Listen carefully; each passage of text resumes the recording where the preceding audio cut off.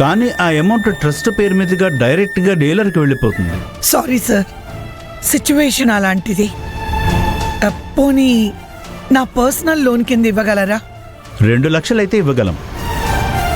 10 లక్షలంటే RM దగ్గర approval తీసుకోవాలి. దానికి కనీసం 10 రోజులైనా టైం పడుతుంది. అది కాదండి, నాకు వెంటనే కావాలి. సారీ మేడం, ఇమీడియట్గా అయితే వీలు పడదు. ఓకే సార్, పర్వాలేదు. Thank you.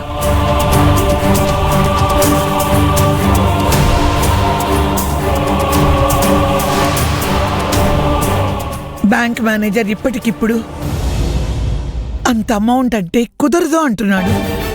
పర్వాలేదు మేడం గారు, నేను అడగకుండానే నా కోసం ఇంత పెద్ద భారాన్ని మీరు మోయాలనుకున్నారు. మీ మంచి మనసుకి నమస్కారం చేయడం తప్ప నేను ఎలాంటి కృతజ్ఞత చెప్పలేను. ఆనంది, ఏంటిది? నువ్వేం దిగులు పడకు, ఏదో ఒక మార్గం దొరుకుతుంది. నీ పొలం ఎక్కడికి పోదు. ధైర్యంగా ఉండు. డబ్బు ఇంకెక్కడైనా దొరుకుతుందేమో ట్రై చేస్తాను.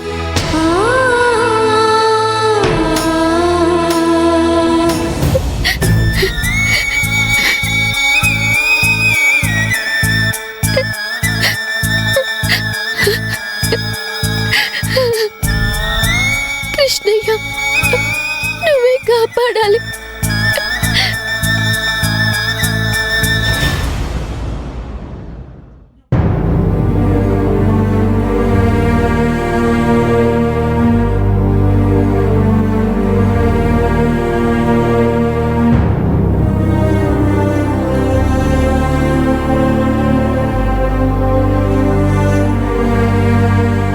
అమ్మా, అమ్మా, ఏంటి?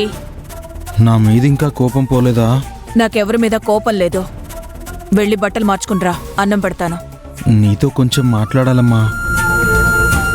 నీకు కోపం వస్తుందని తెలిసిన ఆనంది వాళ్ళ ఊరికి వెళ్ళాను. నిన్ను ఒప్పించి వెళ్ళుండాల్సిందే. నేను అలా చేయకపోవడం నా తప్పే. ఇక మీదట ఇలాంటి తప్పు చేయను, ప్లీజ్. అమ్మా, ఇంకా ఓవర్ చేయకు. క్షమించమని అడుగుతున్నాడు కదా, ఆ పని చేయొచ్చు కదమ్మా. సరే, క్షమించాను. ఇంత సీరియస్గా చెప్పకపోతే మామూలుగా చెప్పొచ్చు కదా. అంటే కాస్త నవ్వుతూ చెప్పొచ్చు కదా అని. చెప్పమ్మా. సరే, క్షమించాను. చాలా. స్నానం చేసిరా. అమ్మా, నీకొక ముఖ్యమైన విషయం చెప్పాలి. చెప్పరా. అది ఎలా చెప్పాలా అని. నాకు అర్జెంటుగా ఒక 10 లక్షలు కావాలమ్మా. ఎందుకురా? పొద్దున్న నేను కొట్టిన దానికి నేను నీకు నష్టపరిహారం చెల్లించాలా? అమ్మా, నేను ఊరికే అడగట్లేదు, నిజంగానే అడుగుతున్నాను. నాకు 10 లక్షలు కావాలి. 10 లక్షలా? అంత డబ్బు నన్నెక్కడి నుంచి తీసుకురమ్మంటావు? అంటే మన ఇంట్లో నగలుంటాయి కదా, అవి తాకట్టు పెట్టైనా లేదా తెలిసిన వాళ్ళ దగ్గర అప్పు తీసుకునైనా. ఏంట్రా, నీకు ఆటలుగా ఉందా? అన్ని నగలు మనింట్లో ఎక్కడున్నాయిరా? మీ నాన్నగారు పోయిన దగ్గర నుంచి మిమ్మల్ని చదివించడానికి నానా పాటలు పడ్డాను. 5-6 ఏళ్ల నుంచి నువ్వు ఉద్యోగానికి వెళ్తూ సంపాదిస్తున్నావు కాబట్టి అప్పుడు చేసిన అప్పులు కొంచెం కొంచెం తీరుస్తూ వస్తున్నాను. రేపు నీ చెల్లెలికి పెళ్లి చేయాలన్నా మన దగ్గర ఏమీ లేదు. ఈ ఇల్లు తప్ప మనకి వెనక ఏమీ లేదు. ఈ ఇల్లు కూడా మీ నాన్నగారు బ్రతికున్నప్పుడు మీ అత్తయ్య కాస్త సహాయం చేయబట్టి కట్టాను. ఇవన్నీ నీకు తెలీదా? లేక మర్చిపోయావా? అవును, ఇంత హఠాత్తుగా నీకు 10 లక్షలెందుకు? అంటే అది ఆనంది వాళ్ళకి పూర్వీకుల నుంచి వస్తున్న పొలం తాకట్టులో ఉందమ్మా. అదిప్పుడు వేరే వాళ్ళకి అమ్మేస్తున్నారంట. ఇప్పుడు గానీ తాకట్టు నుంచి విడిపించుకోకపోతే ఆ పొలం శాశ్వతంగా వేరే వాళ్ళ చేతికి వెళ్ళిపోతుందమ్మా. దాని గురించి వాళ్ళు చాలా బాధపడుతున్నారమ్మా. కాబట్టి నేనేమైనా సహాయం చేద్దామని. మళ్ళీ ఆ డబ్బు తిరిగిచ్చేస్తారమ్మా. నోరు ముయ్యరా. ఇంతకు మించి ఒక్క మాట మాట్లాడినా నేనేం చేస్తానో నాకే తెలీదు. పొద్దున నువ్వు వాళ్ళ ఊరికి వెళ్ళావని తెలిసి కొట్టాను. అయినా మళ్ళీ ఇప్పుడొచ్చి వాళ్ళకి 10 లక్షలు సహాయం చేద్దామంటావా? ఆనంది ఆనంది అంటూ ఎందుకు తన చుట్టే బొంగరల్లా తిరుగుతున్నావు? మతిపోయిందా? లేక నీ బుద్ధి గడ్డి తింటోందా? అది కాదమ్మా, పాపం వాళ్ళు కష్టాల్లో ఉన్నారు. ఎవరికి లేవురా కష్టాలు? మీ నాన్న మనల్ని వదిలి వెళ్ళిపోయాక మనమేమన్నా భోగాలు అనుభవిస్తున్నామా? మనం పడని కష్టాలా వాళ్ళు పడుతున్నవి? చూడు, ప్రతి గడపలో కష్టాలుంటాయి. వాళ్ళందర్నీ గట్టెక్కించాలని చూస్తే చివరికి మనం మట్టి కొట్టుకుని పోతాం. ఇదే నీకు చివరిసారిగా చెప్తున్నాను. ఆనంది విషయంలో నువ్వు తల దూర్చకూడదు. నా మాట కాదని ఆనందికి ఏదో ఒక రకంగా సహాయం చేసి రేపు అప్పుల ఊబిలో మునిగిపోయి ఉన్నానని చెప్పావో మర్యాదగా ఉండదు. కష్టపడుతోందట, కష్టం. అమ్మా, అది ముందు నీ తల్లి పడుతున్న కష్టాన్ని అర్థం చేసుకోరా. 10 లక్షలట, 10 లక్షలు. ఛీ!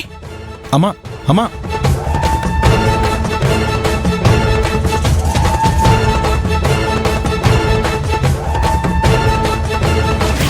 పర్సనల్ లోన్ త్వరగా దొరకదని బ్యాంక్ మేనేజర్ చెప్పాడు. ఓవర్ డ్రాఫ్ట్ కూడా ఇవ్వడం కుదరదని చెప్పాడు. 10 లక్షలు వెంటనే సిద్ధం చేయడం ఎలా? ఎవరిని అప్పు అడగాలి?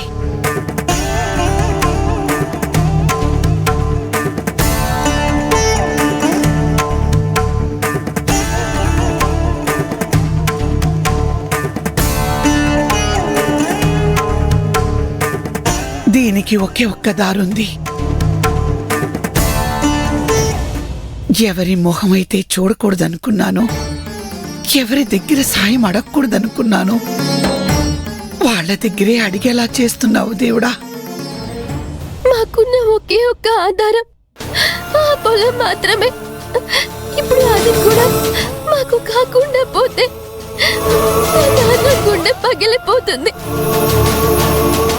ఆనంది కోసం సాయం అడక్క తప్పదు.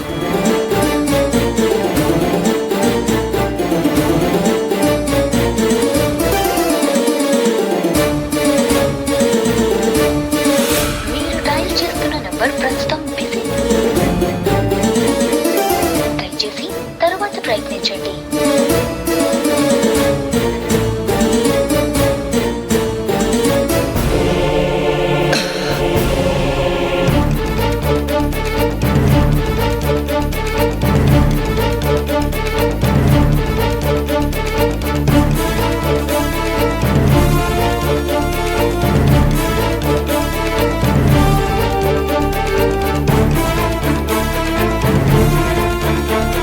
మేడం గారు, ఆ, నన్ను రమ్మని చెప్పారంట. అవునానంది, నీ పొలం చేయి జారకుండా అడ్డుకోవాలని చాలా ప్రయత్నిస్తున్నాను. 3 రోజుల్లో దీన్ని ఆపాలంటే ఒకే ఒక్క దారుందానంది. ఏంటా దారి మేడం గారు? మహేష్